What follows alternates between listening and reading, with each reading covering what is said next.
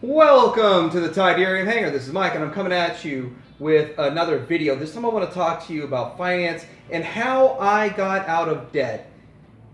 And I've been out of debt for a decade. Now, a lot of YouTubers out there that talk about finance, I watch them, I agree with some of what they say. I don't agree with anybody 100%. Even my favorite ones, I still don't agree with every point that they bring up, but the majority of it is good. And I'm going to talk to you about what I did to get out of debt. Hopefully you guys can utilize some of that. I'm not an actual financial advisor, but I think telling my story would help people. So getting into this, there's two reasons why people are in debt or carrying debt. And I know for myself why I was in debt. And the reason is, number one, you don't make enough money. And that's what I hear most people say. Number two, you spend too much money, which I find is actually the biggest reason. We live in a consumer-driven society, and with all of that, there's a lot of emphasis on you spending your money, or me spending my money. And I gotta say that I hear so many people saying, well, I just don't make enough money for all this, or I'm in debt and I make $100,000 a year. How can you be in debt making $100,000 a year? I never understood that one. But with all of this, it's the spending side where the problem is. And yes, I usually do talk about high-end collectibles and how to afford those high-end collectibles. And I think that I have a financial responsibility to discuss being responsible. So number one on my list of 5 things that I did to get out of debt is having an income. I worked for 24 years. 24 years I missed almost every holiday event. I worked in the restaurant industry.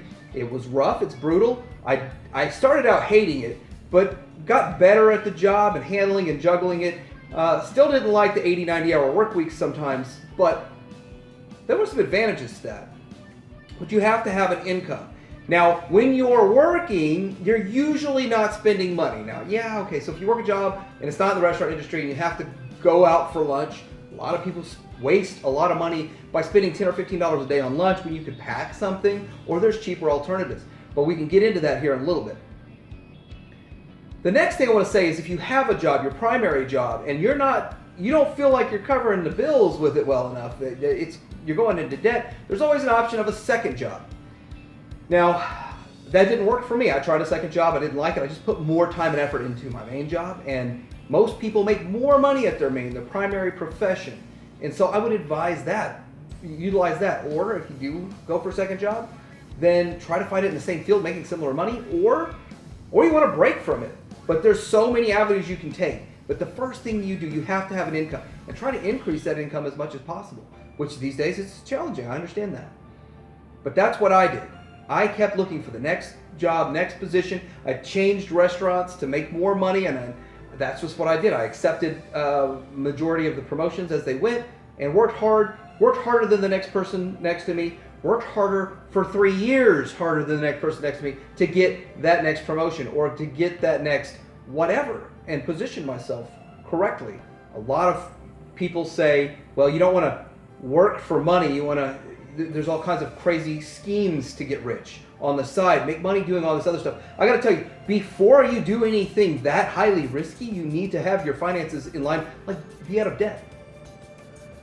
Number two thing that I want to talk about is cutting your spending. Now, you got to take a hard look at your budget, because I took a hard look at my budget and I cut my spending. I have to say that for a long time, I lived like a miser. I would have to say I lived like someone who just didn't spend any money. And for that, I have to say I'm thankful for it. I don't want to advocate depriving yourself to an extreme level like I did for decades. I've been collecting collectibles of different sorts since 1996. I think is when I really got into collecting so much. And I had a strict budget I stuck to. And at one time I cashed one paycheck and I spent the whole thing on collectibles. And I felt really bad about that. And I never did that again, and I stuck to my budget. And, it's hard to stick to a budget. It's hard to say I can buy these 3 things and nothing else, but it's the way it is. Now, I would research a $5 purchase, no joke, for weeks. I would decide, do I really need this? That's how strict my budgeting was back then. I know today money's different, but I stuck to that budget. That's how I got debt free. So once you evaluate this and say, hey, I spend $4,000 a month. I want to cut that down to about $2,600. I want to cut out all of this stuff. $2,600 is my budget. And that includes me even buying a couple of collectibles here and there. That includes me having food, eating out less, cooking at home, eating leftovers for 3 days. Those are the things I did. I literally would eat leftovers. So looking at that, those are the things that I did. Clothing budget. I find that a lot of people are wasting money on clothes a lot of the time. It's just keep it on fashion. I'm sorry, but my fashion is I wear a fake polo. It's like a polo-ish shirt and some jeans or some slacks or whatever. I keep up with fashion. I've got clothes that's a decade old that I still wear and I think it looks nice. I don't need new clothes every day, every month. I don't even have a clothing budget. I don't have a clothing budget because I don't even think I spend $100 a year in clothes. But I mean, I get my jeans for like $4.81 when they go on clearance. I get my shirts for about $5 or $6 when they go on clearance. But that's my priority. I spent $180 on my cell phone 3 years ago. And I even have a second cell phone that's brand new that I don't use for when this one breaks. But I'm not going to spend $1,000 on a cell phone. I mean, I think that's been a hot debate lately. I think it's ridiculous to spend $1,000 on a cell phone. Because you know it's going to be inferior 6 months later, and there's going to be another $1,000 you can cough up. What are you going to get out of your phone? Like $400 maybe if you sold it? Number 3 is 6 months safety net. You need, before I started paying off my debt and getting out of debt, I had to have money in the bank because I didn't want to lose my house.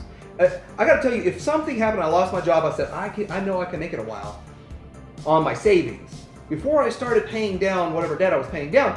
And when you look at it like that, you say, well, you know what? I need to make this money. I need to pay these bills. I don't want to lose my house. That's, to me, ultimately most important. And the other thing is, when you are trying to get out of debt, what's usually the easiest form of credit to get is the most expensive, the highest interest rate credit. So that's the easiest to get access to. It's a lot harder to get access to low interest rate debt. So when you get in credit or you're trying to find something. So having a 6 month safety net is very, very important. And to not touch it. Don't touch it. That's another problem. People save a little bit of money, then they want to spend it right away. I mean, I never understood that. When you get your tax return back, and you get, some of these people get $10,000 at one time, and it's gone a month or 2 months later. I'm like, if I got a $10,000 tax return, I'd still have $9,500 of that right now. Though I would love to get, by the way, I'd love to get $10,000 back on taxes. If the IRS is watching, please show me the way. Next, number 4. This is when you're actually starting to pay this down. You got to do some prep work in here to get yourself ready for this. But paying it down, it's a combination of a couple of things. Number 1, your motivation, your feelings. So that's kind of the qualitative measure. And then there's the quantitative measure saying, how much debt do I need to pay down? The qualitative measure is you staying motivated and keep going.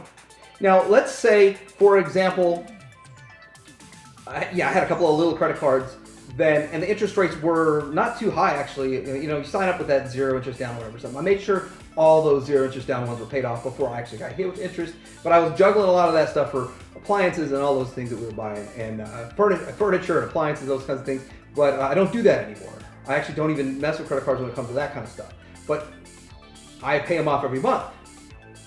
But I went after those first, and then my house last, because the house is good debt. Now, people talk about the difference between good debt and bad debt, and having a house is good debt for the fact that you have to have a place to live.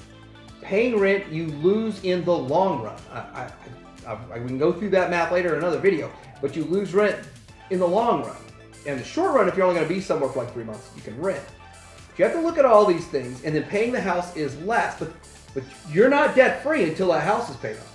You're not debt free until, let's say you have a student loan you're still paying on. That student loan is outstanding. You're not debt free yet.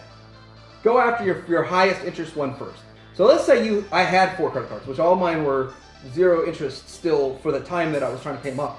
But if you had 4 with different rates, pay the highest interest rate first. But if you have one that has a really small balance, maybe $1,100, and the other ones have $17,000 or something, I don't know. But if you have a lower one, it might be a motivational factor for you to go after that. lower balance, even if it's a lower interest rate, and just get one less car to worry about, one less payment a month to have to worry about, and then put that payment towards the next one.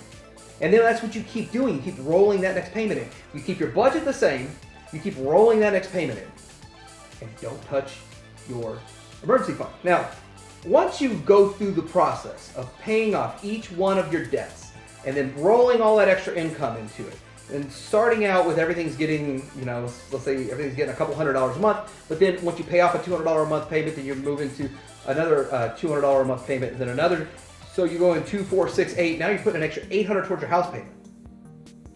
Or however you do it, or however I did it, you get that paid off. I went the route of saving up the entire lump sum and paying it off, which worked for me. And that might work for you too. You keep making your minimum payment on your house and then pay it off the lump sum. That could work also.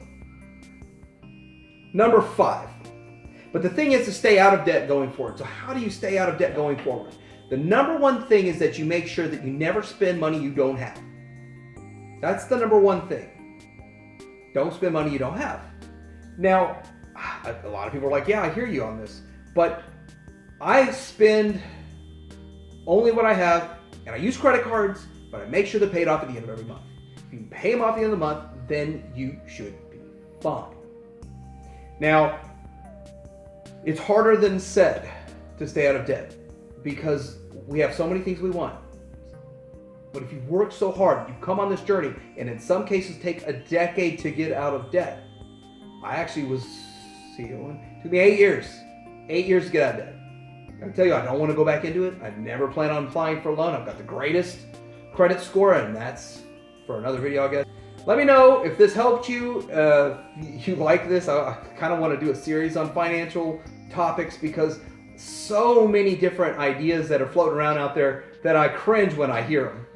I cringe and I disagree 100% about so many of these, especially 95% of the get-rich schemes. Like and subscribe to Deer Hanger out.